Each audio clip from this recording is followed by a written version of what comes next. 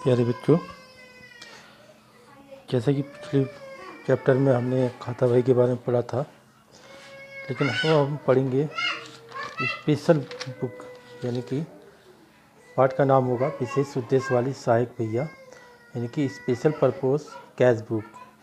इसमें क्या होता है कि जैसा कि हमने लेजर में रोकड़ बही कैश अकाउंट बनाया था, ठीक वैसे ही इसमें भी कैश बुक बनाना होगा।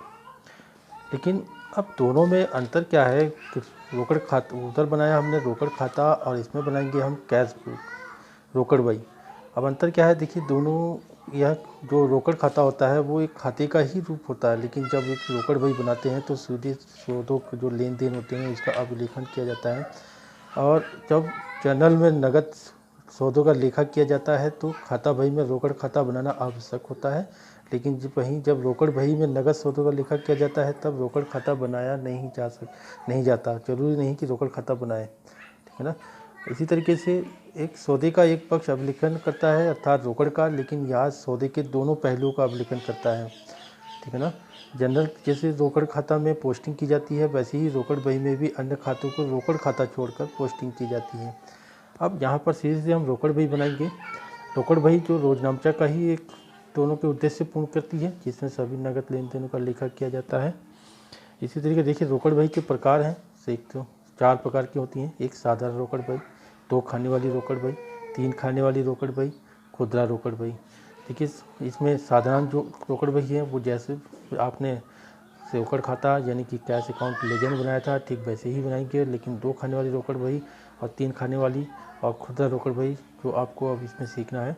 फिलहाल तो पहले हम चलेंगे साधारण रोकड़ बही। साधारण रोकड़ बही में कॉलम वैसे ही बनेगा जैसे आपने कैश अकाउंट बनाया था, और इसमें क्या होता है, रोकड़ शेष बही का सदैव डेबिट शेष होता है, क्योंकि रोकड़ भुगतान की राशि कभी भी रोकड़ प्राप्तियों के योग से अधिक नहीं हो सकती है। जैसा कि पहले मैंने बताया था, रोकड़ खाते का डेबिट बैलेंस ही निकल के आता है।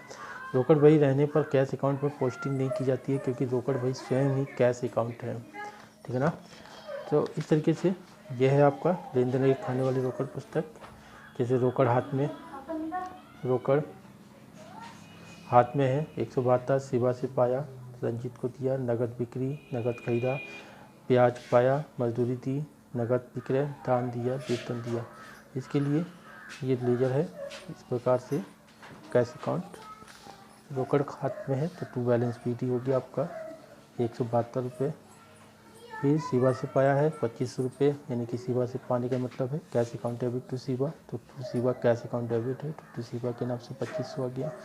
फिर रंजीत को दिया है, रंजीत को देने का मतलब हमारे पास ये रोकड़ जारी है तो इसका मतलब Ranjit debit to cash to by Ranjit के नाम से इसमें आ गया यहाँ पर।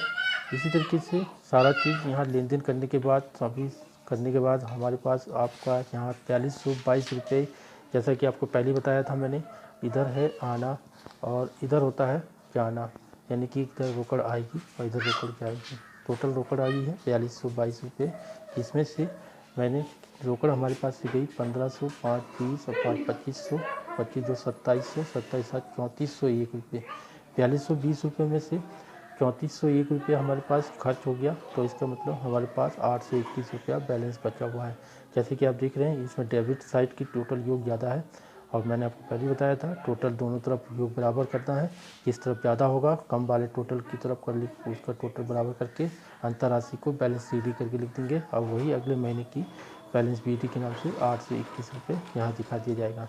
ये तो हुआ एक खाने वाली यानी कि सिंपल रोकड़ बही। अब हम आते हैं 2 खाने वाली रोकड़ बही। 2 खाने वाली रोकड़ बही में क्या होता है कि सेम वही चीज़ होगा जैसा आपने ये बनाया, ठीक ऐसा ही होगा, लेकिन अमाउंट में आपका 2 कॉलम बन जाएगा। अमाउंट में क्या होगा आपका 2 कॉलम। 2 कॉलम में क्या होगा, एक बैंक खाना होगा, एक रोकड़ खाना होगा।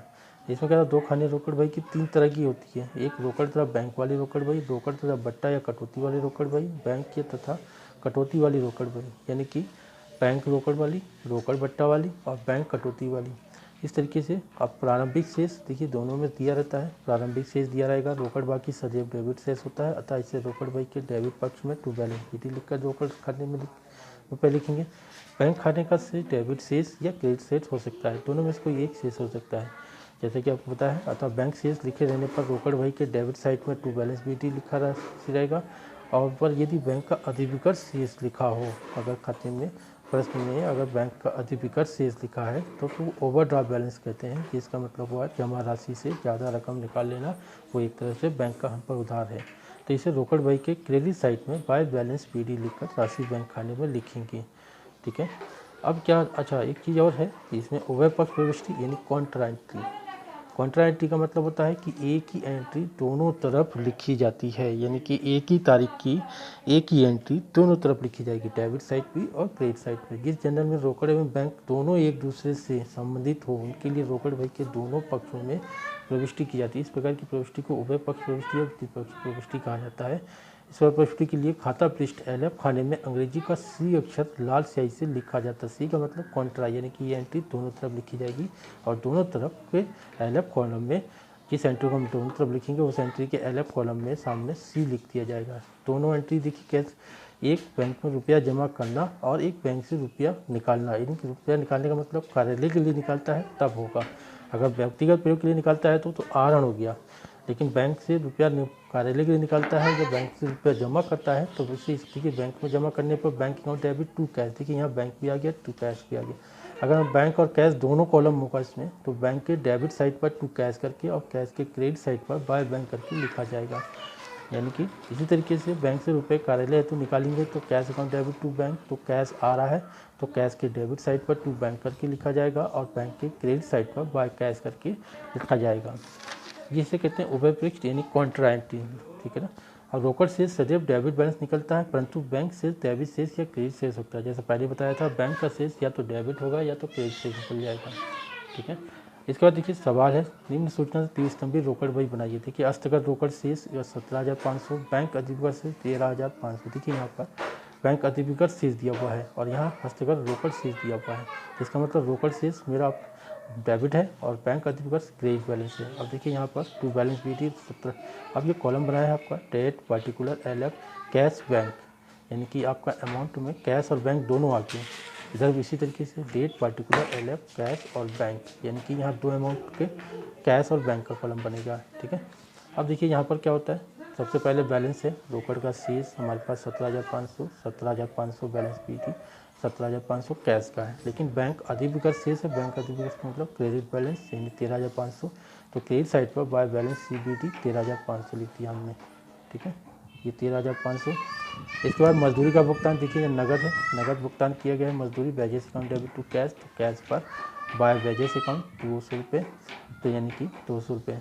इसके बाद नगद विक्रय, नगद विक्रय में हमारे पास 17,500 रोकड़ गई है, रोकड़ गई तो बाय हमारे पास नगद विक्रय से रोकड़ आ रहा है, रोकड़ आना cash account debit to sale, तो 5 तारीख में टू सेल 17,000 नगद बैंक में जमा कराया। देखिए नगद बैंक में जमा कराने पर हमारी एंट्री होती है bank account debit to cash account, यानी कि यहाँ पर मेरी एंट्री बैंक में जमा करने की हो गई, तो bank account debit to cash account, यानी कि बैंक डेबिट है तो बैंक के डेबिट साइड पर टू कैश करके हमने बैंक कॉलम में लिख दिए 14,000 रुपये। अब यही चीज़ 10 तारीख वाली, देखिए 10 तारीख की एंट्री है, 10 तारीख इधर भी आ गई, बाय बैंक करके 14,000 रुपये कैश कॉलम में लिख दिया। अब देखिए दोनों एंट्री एक साथ है, दोनों एक ही एंट्री है और तारीख एक ही है, तो दोनों साइड पे आई है। देखिए कैश के क्रेडिट साइड पर, क्योंकि कैश गया है लेकिन बैंक में जमा हुआ है तो बैंक में रोकड़ आया है, तो बैंक के लिए आना हुआ, हमारे लिए रोकड़ जाना हुआ, तो आने वाली चीज़ बैंक में रोकड़ आ रही है तो टू कैश करके बैंक कॉलम में, और कैश में बाइक बैंक करके 14,000 रुपये कैश में दिखाएंगे। ठीक है, और इसके आगे LF कॉलम में C लिख दिया जाएगा। देखिए C मैंने आपको बताया था एक ही एंट्री दोनों तरफ आ रही है, इसलिए C कॉन्ट्रा, यानी इसका मतलब होता है कॉन्ट्रा लिखा जाएगा। ठीक है, माल खरीदा और चेक द्वारा भुगतान किया। देखिए माल खरीदा और चेक से भुगतान होता है तो वो बैंक के थ्रू होगा, तो इसलिए हमारे पास यहाँ पर purchase account debit to bank account होगा 12,000 रुपये, तो यहाँ पर बाय परचेस करके 12,000 रुपये। ठीक है, किराया दिया व्यक्ति के प्रयोग तो बैंक से निकाला, देखिए किराया दिया तो बाय रेंट करके 500 रुपया। ठीक है 500, लेकिन व्यक्तिगत प्रयोग हेतु बैंक से निकाल। देखिए आहरण अगर कार्यालय में निकालता तो व्यापार में पैसा आना होता है, लेकिन व्यक्तिगत प्रयोग के लिए निकाला है तो इसलिए drawing account debit to bank account हो गया, यानी कि बाय ड्राइंग 400 रुपये बैंक में कॉलम में आ गया। इसके बाद वेतन दिया है 1,000 रुपये, बाय सैलरी 1,000 रुपये, नगद है नगद। अब देखिए यहाँ पर क्या होता है कि 17,500 और 17,000 रोकड़ हमारे पास टोटल हो गई 34,500, जिसमें से हमने खर्च किया है 14,200, 500 और 1,000 15,700 रुपये, जिसमें 18,800 रुपये मेरे पास बैलेंस बचा हुआ है। कैश का हमेशा बैलेंस डेबिट बैलेंस निकल के आएगा यहाँ पर। टोटल हमारे पास दोनों हो गए 34,500। अब बैंक का देखिए, इधर बैंक का हो रहा है 13,500, 12,000, 25,500, 25,900, यानी कि टोटल 25,900। लेकिन इधर का टोटल हमारे पास कितना हो रहा है, सिर्फ 14,000 रुपये। इधर का टोटल है 25,900 और इधर है सिर्फ 14,000। इसका मतलब हमारे पास इसका क्रेडिट बैलेंस ज़्यादा है। तो क्रेडिट बैलेंस ज़्यादा होने की वजह से हमारे पास डेबिट साइड पर इसका बैलेंस सीधी 11,900 लिखकर हमने टोटल बराबर कर देना है।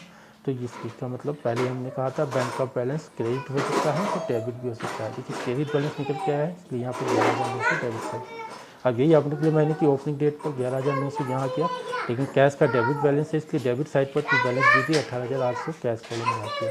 ठीक है, ये हो गया। आपको सिर्फ ध्यान रखना है कि इस बैंक पर रुपये जमा करना और बैंक से रुपये निकालना, ये दोनों एंट्री कॉन्ट्रा कहलाएगी, क्योंकि ये दोनों एंट्री डबल एंट्री में दोनों तरफ जाएगी। ठीक है, धन्यवाद।